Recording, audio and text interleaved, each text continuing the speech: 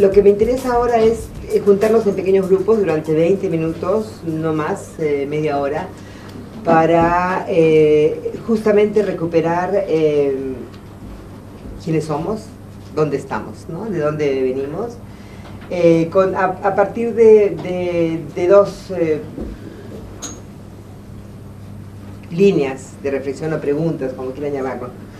¿En qué tipo de lucha hemos estado comprometidas en los últimos 5 años? Normalmente lo pongo a nivel de los 10 años, pero ustedes son demasiado jóvenes, así que nos quedamos con los 5 años. Y las que no han participado, ¿qué tipo de luchas conocen en este periodo, ¿no?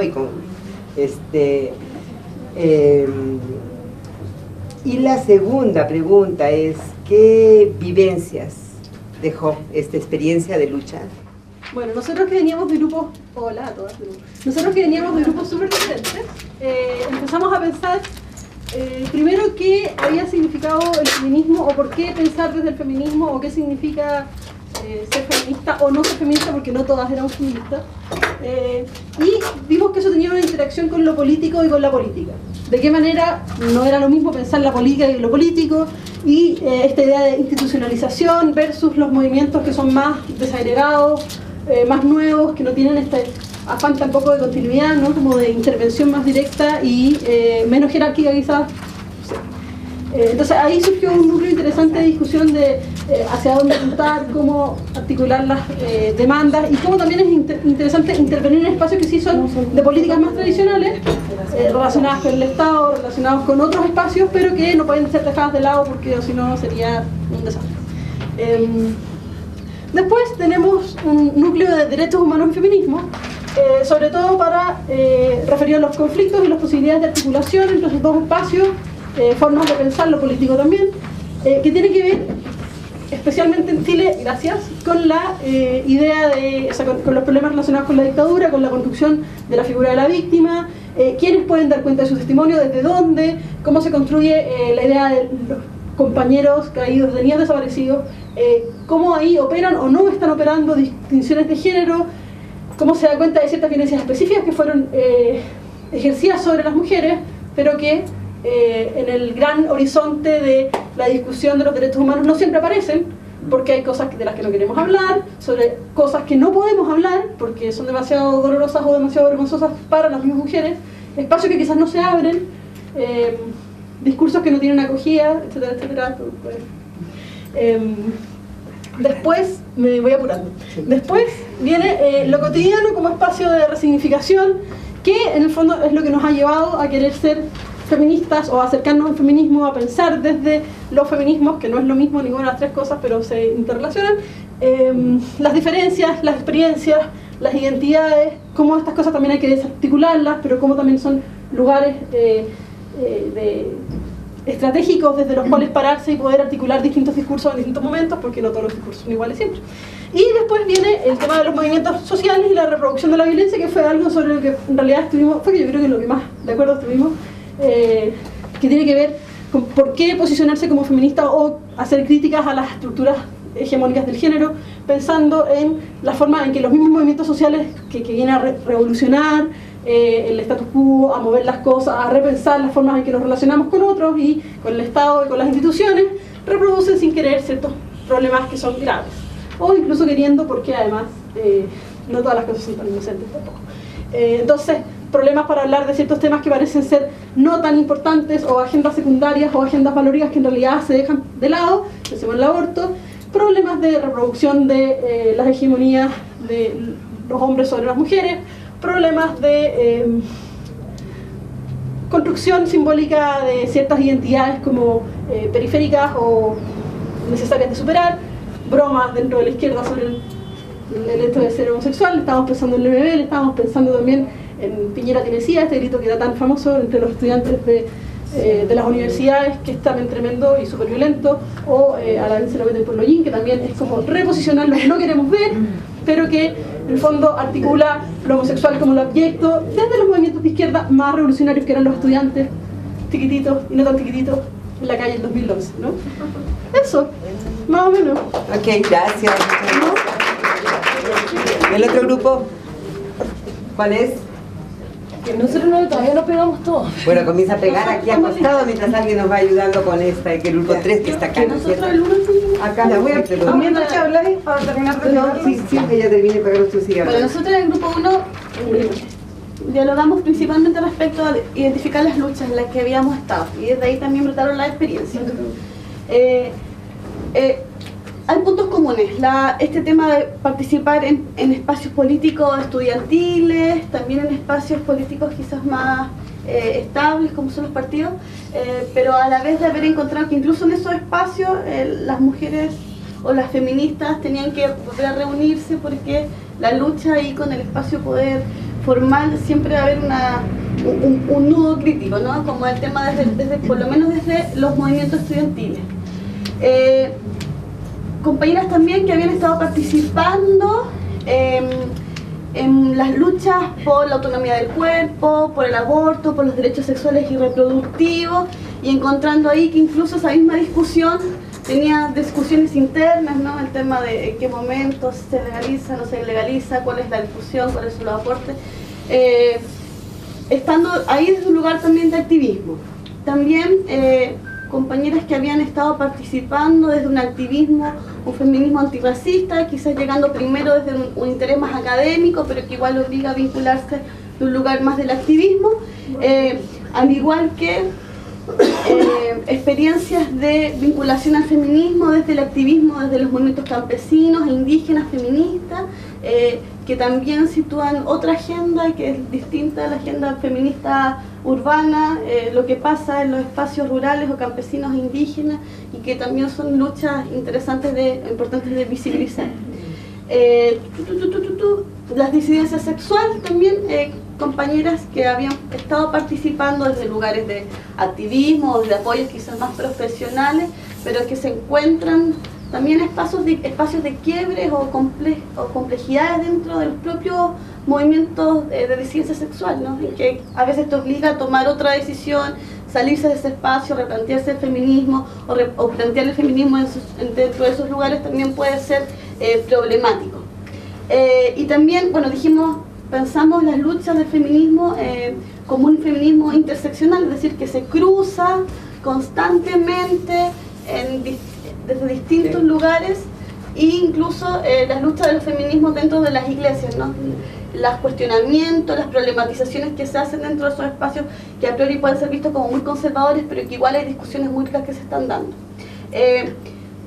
No alcanzamos a ver como el tema de las experiencias, pero dijimos, bueno, sí, incluso dentro del feminismo hay feminismos súper totalitarios que uno dentro de su experiencia de lucha, de militancia, de activismo va escapando un poco, ¿no?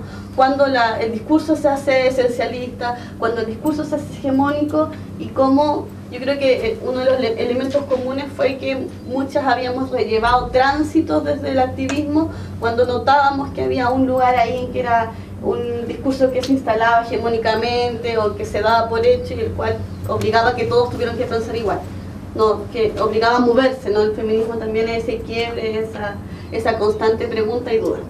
No sé si mis compañeros quieren aportar algo. No, estoy bien, ya. Muy bien, gracias.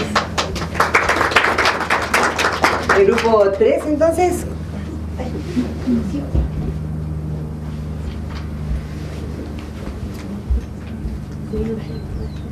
Ya, bueno, la discusión con mi grupo, la primera parte como desde dónde nos presentábamos y dónde habían estado como nuestra lucha y nuestro trabajo en los últimos 5 años, quienes todavía provenimos como del ambiente como universitario, llegamos como al acuerdo que como que nuestra lucha o nuestro escenario de lucha parte una vez que ingresamos a la universidad, como la lucha estudiantil, como que fuimos testigos de cuando el 2006 como que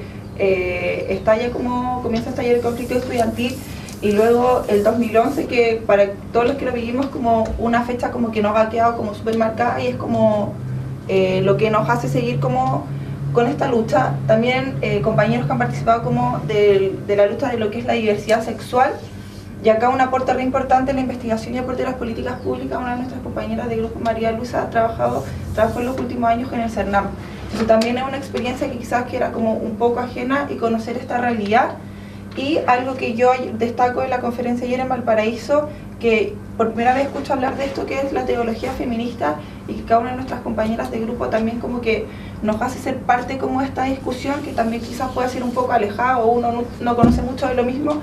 Y con el tema de la liberación con el cuerpo, ya nos contaba que hacían como trabajos y talleres como para distintas pobladoras, partiendo como desde lo más básico hasta las luchas de poder que se dan dentro de la iglesia y la importancia de esto. Y nuestro compañero también dentro de la lucha territorial y el trabajo sindical, lo que significa trabajar como con pobladores y orientando a los sindicatos. Y al igual que el grupo anterior, como que no pudimos profundizar mucho como en la segunda pregunta, que era como en cuanto a la experiencia, pero sí concordamos como la importancia como el trabajo y la organización, el trabajo colectivo. Y por último, de como el nombre de la conferencia es el feminismo más allá del feminismo, como ampliar como lo que históricamente se conoce como por esta lucha. Así que eso fue como nuestra idea. Gracias. Ay, el grupo 4. Ya, nosotros tratamos como las chicas que están allá desde una perspectiva como interseccional, considerando que estamos en un país donde la vida está completamente mercantilizada, y lo fuimos viendo porque se fue dando que habían distintas luchas a las que todos habíamos pertenecido y se fueron tocando tangencialmente. Como ya han nombrado varias de esas, voy a hacerlo más rápido y después como para nombrar las conclusiones de las experiencias que nosotros sacamos.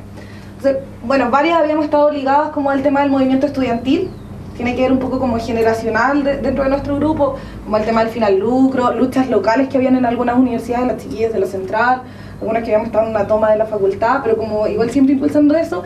Nos habíamos cruzado también con el tema de la vivienda dentro de la experiencia de algunas de las personas del grupo. Algunas personas del grupo habían estado vinculadas a temas de derecho a la salud en distintas perspectivas. También desde las luchas ambientales que han estado desde el 2011 también muy patentes. Otras habían estado vinculadas al tema de aborto. Algunas de las chicas bien vinculadas al tema de defender la causal de aborto por violación, que yo creo que la gente que está más metida en el tema de aborto sabe que es la causal más débil. O sea, más importante, pero que es la que es más fácil que se caiga. Entonces, también el tema, habíamos estado vinculados a violencia de género, otros a conflictos indígenas y también al tema de la diversidad sexual. Bueno, dentro de esa variedad de conflictos y de formas como se expresa la dominación, también fuimos como consensuando como parte de la experiencia, y habíamos hecho letreritos también para eso, pero no les vamos a pegar porque sería ya barroco el... Bueno, a ver. Primero, veíamos como la centralidad de la política dentro de los conflictos. Creemos que gran parte de las organizaciones de la sociedad civil pecan en sectorialismo, en el sentido de la dificultad de orientar políticamente el conflicto. Entonces, en ese sentido nosotros creíamos que era necesario así como reconocer la centralidad de la política en esos conflictos. También veíamos algo así como una experiencia positiva, era como la sensación que te deja de volver a creer en la acción colectiva. Pues, con algunos habíamos coincidido en eso, y es eso, o sea, articularse no solo como un conjunto de individuos, sino creer en una acción que trasciende a los individuos y que es una acción colectiva. Bueno, algo negativo que habíamos visto en todas nuestras experiencias es que hay una sensación de la política de hombres, o sea, dentro de nuestra perspectiva feminista, pero que se ha cruzado en distintas expresiones de la dominación y en distintos conflictos. Siempre vimos la política de hombres. Dentro de la izquierda, una sensación muy excluyente respecto al feminismo, dentro de incluso la diversidad sexual, como la invisibilidad lésbica que hay dentro de la diversidad sexual. Entonces, íbamos viendo como esta política de hombres que trasciende a un conflicto, no es solo desde el feminismo, sino que lo hemos visto en todas las manifestaciones. Sí. En general los voceros son hombres, la dirección política son hombres, y bueno, lo ejecutivo lo hace la mujer, la secretaria de acta lo hace la mujer. Bueno, eso, entonces íbamos coincidiendo con eso, y no sé si nos quedó algo. No, yo creo que eso, chicas, algo que complementar, ¿no? Eso. Pues muy bien todas, muy bien. Claro, aquí yo debería abrir para los comentarios de todos ustedes. Me voy a tomar la libertad de no hacerlo, porque si no, no avanzamos. Simplemente quiero que pasemos una rapidísima revista a esto. Yo porque he apuntado medio arbitrariamente, ¿no? Cuáles están en fucsia y cuáles están en amarillo, ¿no?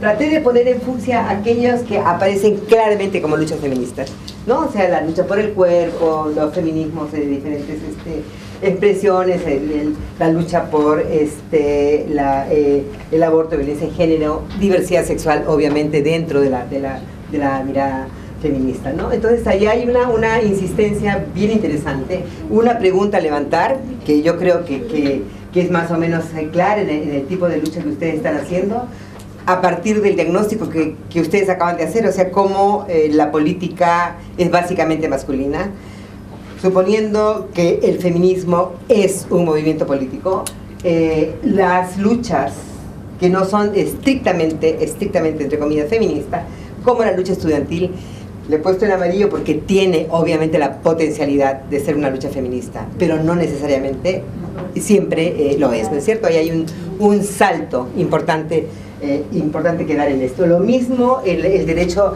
a la vivienda digna, el derecho a la salud, las luchas medioambientales, las luchas campesinas, indígenas, antirracistas, etcétera, etcétera, ¿no? ¿Por qué la subrayo con amarillo? Por dos cosas. Primero, porque tienen la potencialidad de tener contenidos feministas y no necesariamente lo tienen siempre. Entiendo que la participación de ustedes le pone la impronta feminista. Pero la otra forma, la otra cosa que quiero señalar es de que estamos hablando de un conjunto muy significativo de luchas como las campesinas, las indígenas, sin embargo, bueno, y también dentro del proyecto político, obviamente, puede haber una perspectiva feminista y puede simplemente ser una perspectiva de macho, ¿no es cierto? Pero la importancia de poner esto como referencia me parece interesante. Lo que quiero marcar es de que las actoras de estas luchas no están necesariamente acá, ¿no?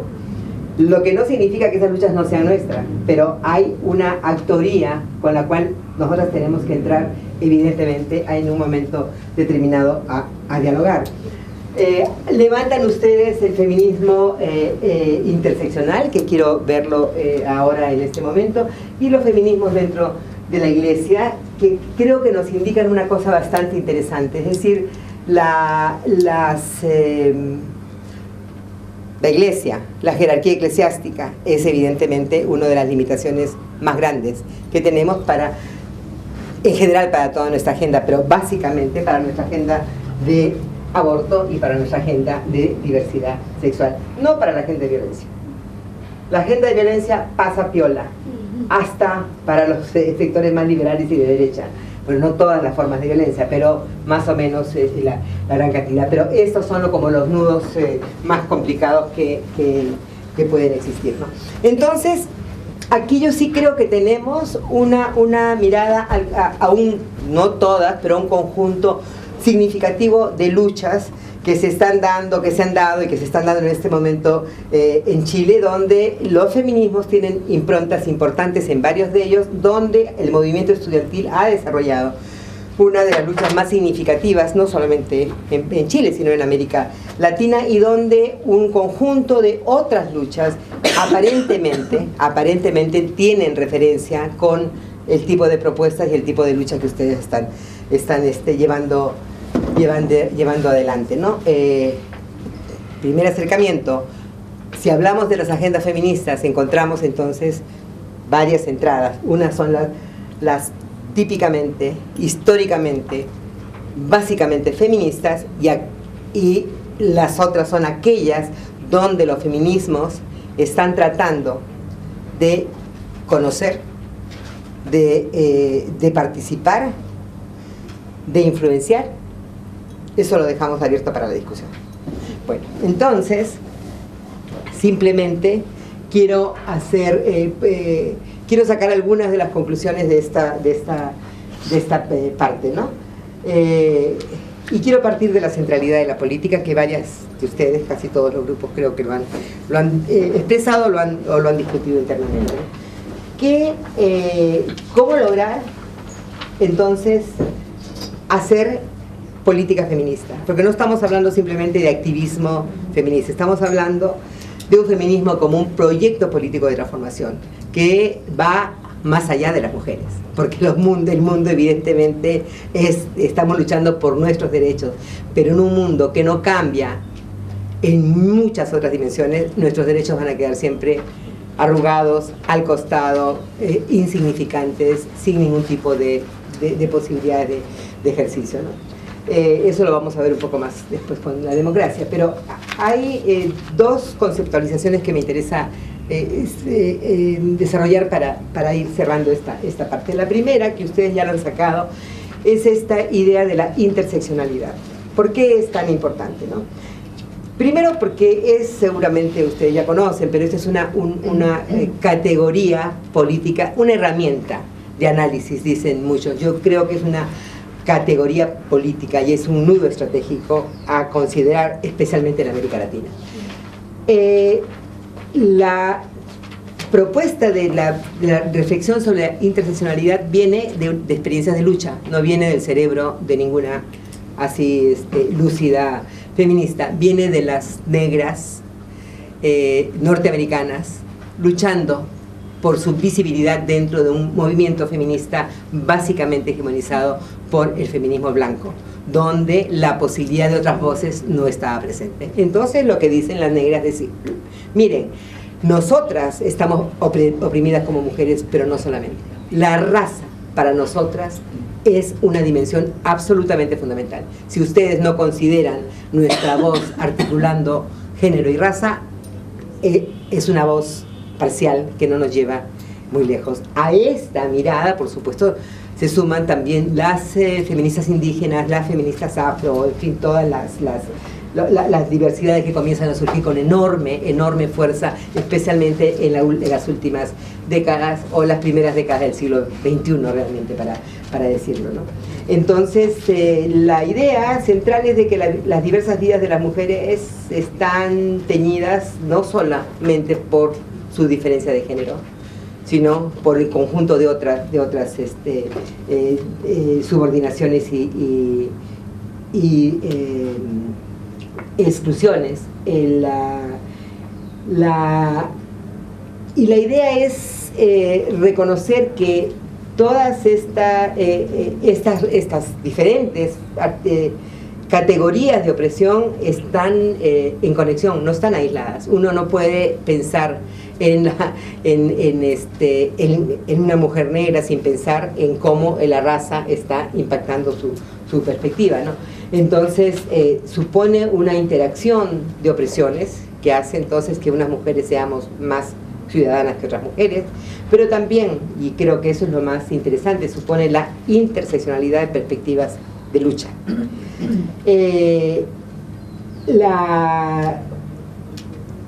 Esto significa básicamente que el género, siendo tan importante para nosotras, históricamente además, lo que significó el género como categoría política, que en este momento estemos bastante más claras de que el género no define la vida de las mujeres por sí solo. El género o está en interacción o simplemente no vale, o se vuelve lo que tenemos en este momento en la mayoría de situaciones, en las políticas públicas, etcétera, que el género se vuelve un término apolítico, un término técnico y un término que no tiene ninguna perspectiva ni interseccional ni intercultural, porque cada una de estas diferencias, ya no puedo entrar demasiado en lo de la interculturalidad, pero creo que es más o menos claro de que estas diferencias suponen determinado tipo de experiencia de vida como mujeres, como feministas, como luchadoras, como negras, etcétera, etcétera, que producen determinada forma de ver el mundo que es diferente entre mujeres, ¿no? Y a ese punto en este momento voy a ir, ¿no? Solamente esta parte quiero terminar con estas dos ideas de la interseccionalidad que me parecen importantes, porque tienen que ver con la capacidad más fina de análisis. Una de ellas es también viniendo por las feministas norteamericanas, pero después recogida muy fuertemente por las feministas latinas con cada una de las experiencias más allá de solamente la mujer negra, ¿no? Que era la experiencia inicial que tenían las compañeras, ¿no?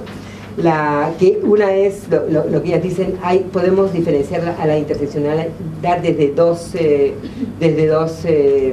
efectos, ¿no? El primero es el de la interseccionalidad estructural, es decir, aquella que dice la forma en que las intersecciones entre las diferentes desigualdades afectan las oportunidades económicas, políticas, sociales, culturales, lo que provoca desventaja para algunos de los sujetos que están en la intersección de una o más de estas desigualdades, ¿no?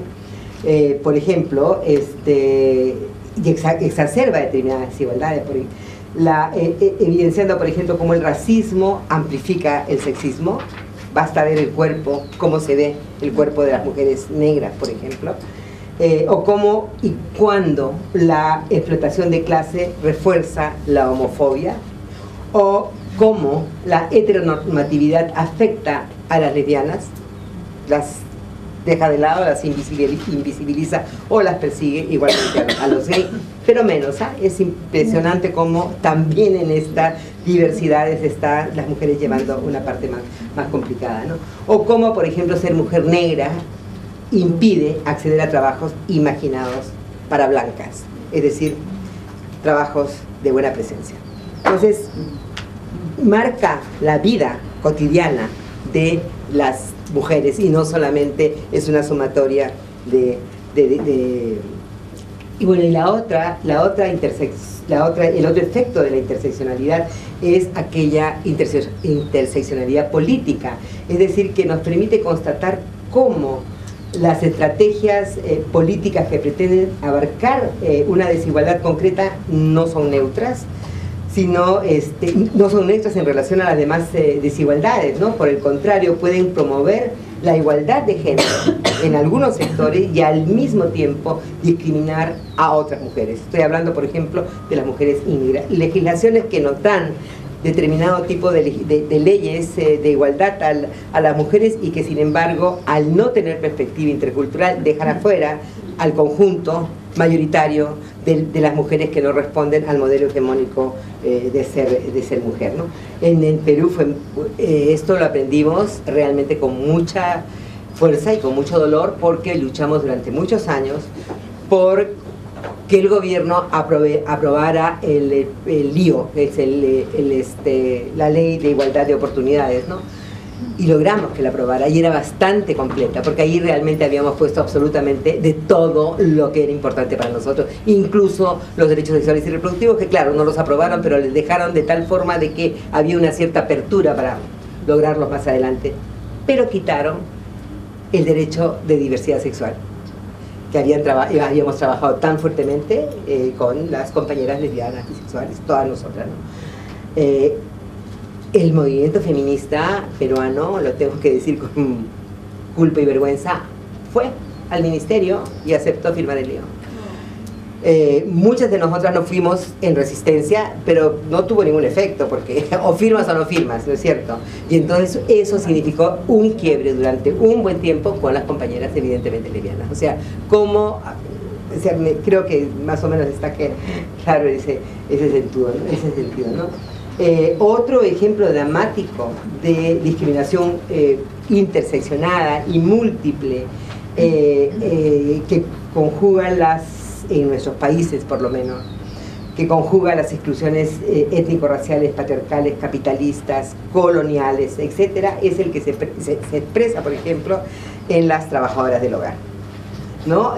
Concretamente en América Latina, estas son las mujeres más discriminadas por ser mujeres, están en la escala menos valorada de trabajo invisible, con derechos que más parecen caridades porque no tienen ni siquiera igualdad ante la ley. Generalmente son de las regiones internas, generalmente son indígenas, generalmente son negras, generalmente en las regiones andinas o en las regiones de Centroamérica son quechohablantes, aymaras o de origen maya, etcétera, etcétera, ¿no? Y la mayoría de las veces maltratadas, mal pagadas, acosadas sexualmente y denigradas por el color de la piel. Por suerte, la lucha de las compañeras trabajadoras del hogar ha llevado a que en este momento la OIT reconozca y que hay una convención específica de las trabajadoras del hogar. Sin embargo, esto sigue, y mientras siga, va a ser muy difícil que pensemos en que la lucha de las mujeres solamente se puede centrar en el hecho de que seamos mujeres, ¿no? Pero, ¿qué otro paso de politización hay en este proceso, ¿no? El hecho de que cada una de estas luchas, las presentes y las ausentes, pero puestas acá, envuelven a determinados sujetos sociales y políticos que tienen esta diversidad de la que estamos hablando, ¿no? Pero esta diversidad, como decía, no es neutra. Esta diversidad implica que cada una de nosotros también tiene como múltiples identidades. Como dice Chantal Mouffe, alguna de ellas en un momento determinado puede democratizarse y jalar a las otras, pero evidentemente que estamos en una situación donde el género, la raza, la clase puede en un momento determinado ser más significativo que cualquiera de las otras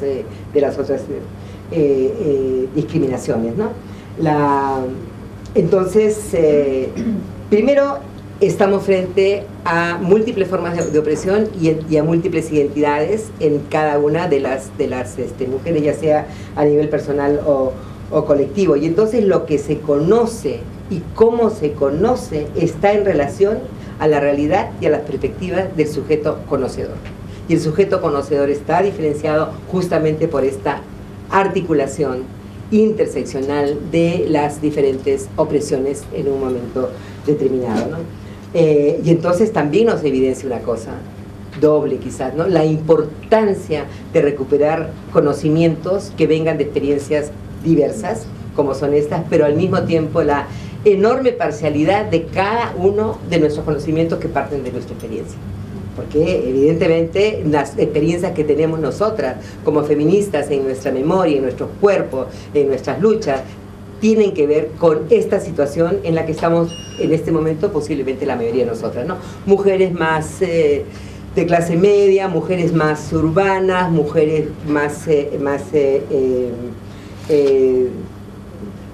bueno, que como dice el poeta Guillén, en América Latina, yo no puedo hablar digo blanquiñosas, ¿no? Pero como él dice, a la que no le toca de inga, le tocará de mandinga. Es decir, todas tenemos un revuelto, pero evidentemente hay diferencias, ¿no? Hay diferencias en la forma en que son valoradas las miradas desde el color de la piel, ¿no? Yo les contaba que yo tengo mi papá siempre decía que nuestra bisabuela era negra, y mi tía, que era bastante negra, decía, pero ¿cómo se te ocurre decir una cosa semejante? Nosotros somos decentes, ¿no? Más o menos una cosa así, ¿no? Pero entonces ya. Claro, y eso significa entonces que cada una de estas articulaciones y estas intersecciones en colectivo dan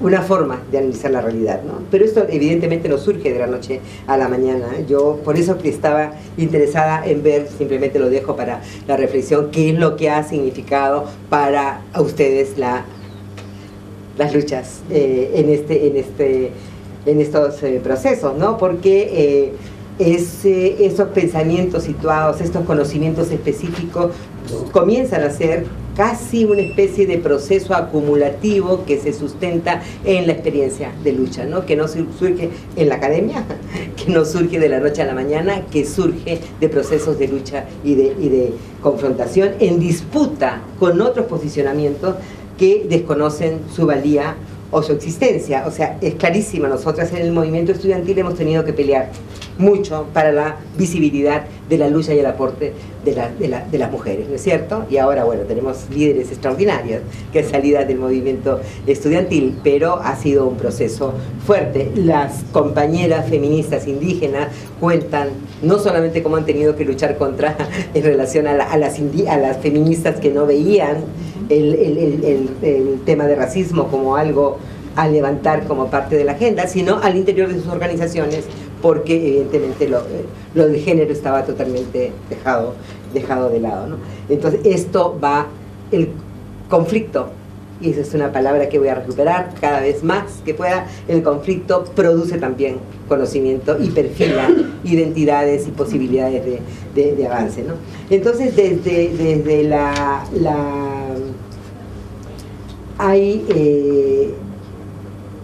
comienza a surgir un conocimiento que tiene características particulares, porque se sustenta en las experiencias interseccionales de opresión o de rebeldía del conjunto o de los grupos de las mujeres, ¿no? Entonces, desde la epistemología feminista, que aportó este concepto de conocimiento situado, se coloca en una posición, en un posicionamiento que incluye, pero va más allá, como les decía, de la lucha contra la dominación de género, expresando al menos dos cuestiones. Por un lado, los condicionamientos sociales que definen nuestra condición de sujetos múltiples de clase, raza, etnia, edad, sexo, género, etcétera, condicionan el conocimiento que producimos, y el conocimiento que producimos, como les decía, no es total. El conocimiento que producimos, una de las luchas nuestras más fuertes ha sido en contra del conocimiento producido de una particularidad como la masculina, que se volvió hegemónica, frente a una particularidad como la femenina, que siempre siguió siendo particular y devaluada. Entonces, cada una de estas miradas nos tiene que llevar de alguna forma a ver por dónde van nuestras estrategias de lucha para cambiarla, ¿no? Porque lo que recupera la teoría y la epistemología feminista es un sujeto de conocimiento que está encarnado o inserto en una estructura social concreta, es un sujeto racializado, es un sujeto sexualizado en su diferencia, por supuesto, que produce conocimientos situados, pero no por ello menos objetivos, ¿no?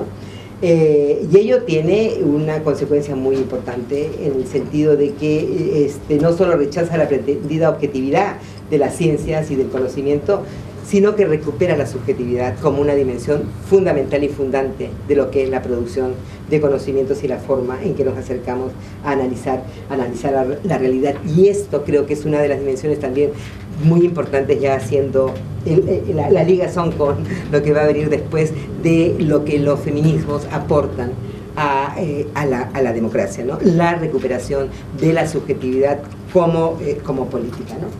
Y entonces yo acá termino simplemente dejando dos preguntas un poco sueltas por ahí, ¿no? O sea, mejor dicho, sueltas, pero para que las recojan. Por un lado, reconocer que en este conocimiento no es neutro. El conocimiento tiene relaciones de poder. Algunas mujeres tenemos más posibilidades que otras mujeres para producir determinado tipo de conocimientos que de repente se vuelve hegemónico, porque están los recursos, están muchas más posibilidades que otras, ¿no? Entonces ahí creo que recuperar esta experiencia como una experiencia también de relaciones de poder que hay que deconstruir es fundamental. Y por supuesto la reflexividad desde una perspectiva alternativa, ¿no? que nos permita superar el hegemonismo de una visión única, incluyendo la nuestra, por supuesto, para avanzar en un pensamiento como más articulado y más plural, ¿no? Para ello, ¿qué tenemos que cambiar para poder conectar estas diversas aproximaciones? Hay una feminista asiática que se llama Aiwa Ong, así como ONG, pero Ong, que capaz la conocen, ¿no? Que tiene unas reflexiones muy interesantes. Ella dice, entre las cosas que dice, es como para poder acercarnos a establecer un diálogo, dice ella, yo digo un diálogo intercultural, ¿no? Que es entre culturas y miradas y cosmovisiones diversas, lo que tenemos que hacer es tomar respetable distancia, no de lo que tenemos al frente y con lo que estamos queriendo dialogar, sino de tomar respetable distancia de nuestras propias convicciones, de nuestras propias certezas y nuestras propias formas parciales de conocimiento, ¿no? Evitando verlas como totales. Solo en ese momento es que podemos comenzar a establecer una relación fluida y democrática con los otros conocimientos, disputando, por supuesto, las relaciones de poder. Para nosotras creo que la experiencia más significativa, yo estoy hablando ya de mi experiencia en la región andina, ha sido un aprendizaje fuerte, doloroso, muy enriquecedor, con básicamente las compañeras indígenas del movimiento indígena andino, que es bastante potente, y dentro del movimiento indígena de mujeres las expresiones feministas de este movimiento, ¿no? Donde evidentemente lo que o las mujeres negras, por ejemplo, yo siempre cito a Sueli Carneiro, esta brasilera negra, feminista extraordinaria. Ella dice, por ejemplo, en uno de sus artículos, cuando, además me dijo un día, cuando nosotras las feministas, o ustedes las feministas urbanas blanquiñosas, hablan de que, de que lo que quiere la lucha feminista es rescatar a las mujeres y sacarlas del encierro doméstico, ¿de qué mujeres están hablando? Si nosotras, desde que nacimos, desde que en nuestro proceso en este continente fuimos esclavas, fuimos amas de leche, fuimos vendedoras ambulantes, fuimos prostitutas, nunca estuvimos encerradas en la casa. Entonces, ¿de qué mujer estamos hablando? Eso yo creo que es absolutamente fundamental, porque nos hace ver que cada una de las certezas que pensamos que son ciertas, normalmente le falta una pata de reflexión mucho más profunda, que tiene que ver con la diferencia y con la desigualdad, ¿no? Y lo otro, y la otra dimensión que me parece importante dejarla en relación a esta, y que tiene que ver con lo del poder, es lo del disenso y el conflicto. El conflicto es el motor de la democracia, sin duda, no es el consenso. El consenso no trabajado desde la confrontación de las diferencias es un consenso autoritario que no nos sirve para lo que estamos queriendo, y entonces el conflicto revela esto, ¿no? De que ni las categorías ni las aproximaciones son neutras, que están cargadas de relaciones de poder. Entonces la conflictividad de las relaciones entre mujeres se dan, o sea, en los movimientos se dan, y yo siento que en nuestro movimiento feminista cada uno de los conflictos, algunos han sido muy dolorosos y absolutamente inútiles, pero la mayoría de las veces son conflictos que nos permiten ir un paso más allá, nos permiten darnos cuenta de que algo de esta mirada estaba de alguna forma dejando de lado otras miradas, dejando de lado otro tipo de reivindicaciones, ¿no? Y bueno, básicamente eso para pues.